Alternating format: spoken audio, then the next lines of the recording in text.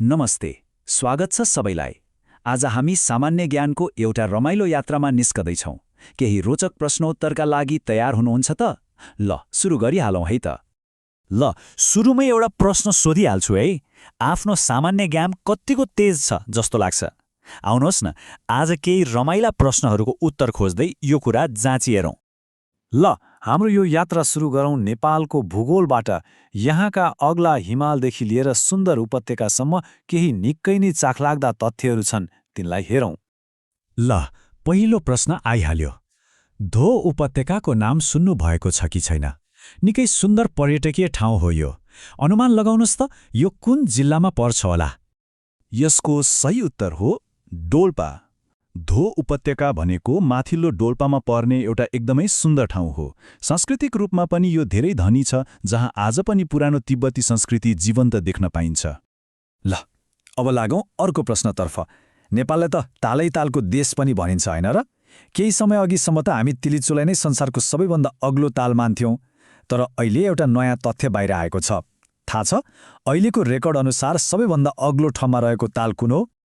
र सही उत्तर हो केजिन्सारा ताल। मनाङमा फेला परेको यो तालले त विश्वकै सबैभन्दा अग्लो तालको रेकर्ड नै बनाएको छ। यो त साँच्चै नेपालको लागि गर्वको कुरा हो नि, होइन र? अब समयको कुरा गरौँ है। संसारका धेरैजसो देशको समय जीएमटी भन्दा कि त 1 घण्टा कि त आधा घण्टाले फरक हुन्छ।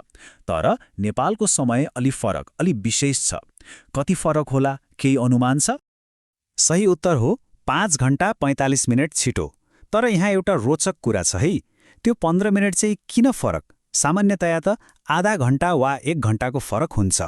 खासमा हाम्रो समय गौरीशङ्कर हिमाललाई आधार मानेर तय गरिएको हो, जसले नेपालको एउटा छुट्टै पहिचान र सार्वभौमिकतालाई पनि देखाउँछ। ल त, भूगोलको यात्रा त सकियो। अब अलिकति समयमा पछाडि फर्किएर इतिहासका पाना पल्टाउँ। केही महत्त्वपूर्ण घटनाहरूलाई हेरौँ है त। आजभोलि मानव अधिकारको कुरा संसारभरि नै हुन्छ। तर कहिले सोच्नु भएको छ, यसको लिखित सुरुवात चाहिँ कहाँबाट भयो होला? इतिहासमा त्यो पहिलो डकुमेन्ट कुन थियो होला जसले मानव अधिकारको जग बसाल्यो? त्यो थियो म्याग्ना कार्टा। सन् 1215मा आएको यो डकुमेन्ट साँच्चै ऐतिहासिक थियो, किनभने यसले पहिलो पटक राजाको शक्तिमा पनि अंकुश लगायो र सबै कानुनभन्दा माथि कोही हुँदैन भन्ने सिद्धान्त स्थापित गर्यो।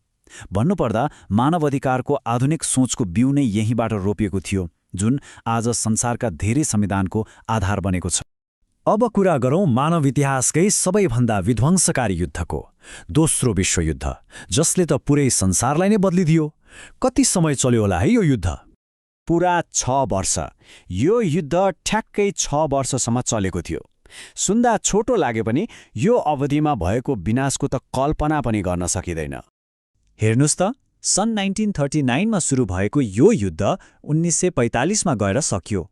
यही 6 वर्षको अवधिले विश्वको नक्सा, राजनीति, समाज सबै कुरालाई सधैँका लागि बदलिदियो। ल, इतिहासका पानाहरूबाट अब बाहिर निस्कौँ। अब हाम्रो वरपरको विश्व र विज्ञानका केही रमाइला कुराहरूतिर लागौँ। मान्छेले बनाएको इतिहास त हेरियो, अब प्रकृतिले बनाएको संसारतिर एक नजर लगाऊँ।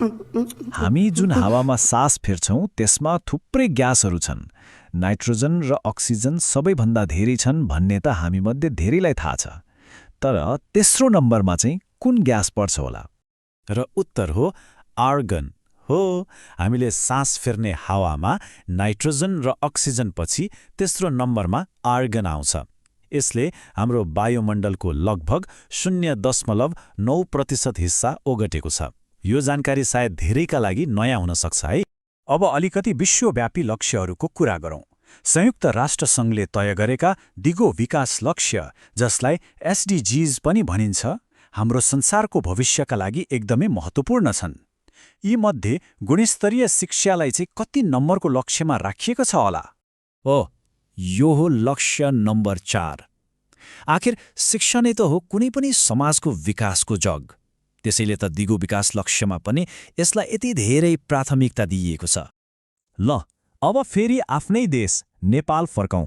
हाम्रो अन्तिम खण्डमा हामी यतैका केही समसामयिक विषयवस्तुबारे कुरा गर्नेछौँ। देश सङ्घीयतामा गएपछि स्थानीय तहहरूको सङ्ख्या पनि फेरबदल भएको छ।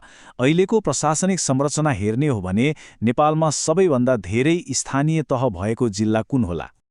सही उत्तर हो सर्लाही। हो, सर्लाही जिल्लामा देशकै सबैभन्दा धेरै यानि कि 20वटा स्थानीय तहहरू छन्। अब अन्तिम प्रश्न। यो चाहिँ एकदमै ताजा घटनासँग जोडिएको छ, जसले नेपालको आर्थिक भविष्यका लागि पनि ठूलो अर्थ राख्छ। नेपालले पहिलो पटक बङ्गलादेशलाई बिजुली बेच्न कहिले सुरु गर्यो? यो ऐतिहासिक दिन थियो विक्रम सम्वत 2081 साल कार्तिक 29 गते। यो दिनले नेपालको ऊर्जा व्यापारमा एउटा पूरै नयाँ अध्यायको सुरुवात गरेको छ। भन्न सकिन्छ देशको आर्थिक सम्भावनाको लागि एउटा नयाँ ढोका खुलेको छ। वाह, आज त हामीले कति धेरै रोचक कुराहरू थाहा पायौँ है। नेपालको त्यो अनौठो समयदेखि लिएर म्याग्ना कार्टाको ऐतिहासिक महत्त्व, अनि केजिन सारा तालको उचाइ र हाम्रो वायुमण्डलमा भएको आर्गन ग्यासबारे, यी सबै कुराले पक्कै पनि हाम्रो सामान्य ज्ञानलाई अझ फराकिलो बनाएको छ। र जाँदा जाँदै एउटा प्रश्न छोडेर जान्छु है। आज थाहा पाएका कुराहरूमध्ये कुन चाहिँ तथ्यले चाहिँ सबैभन्दा धेरै अचम्म लगायो? यसबारे सोच्दै गर्नुहोला। अर्को पटक फेरि यस्तै रमाइला जानकारीहरू लिएर आउने नै छौँ। अहिलेलाई धन्यवाद।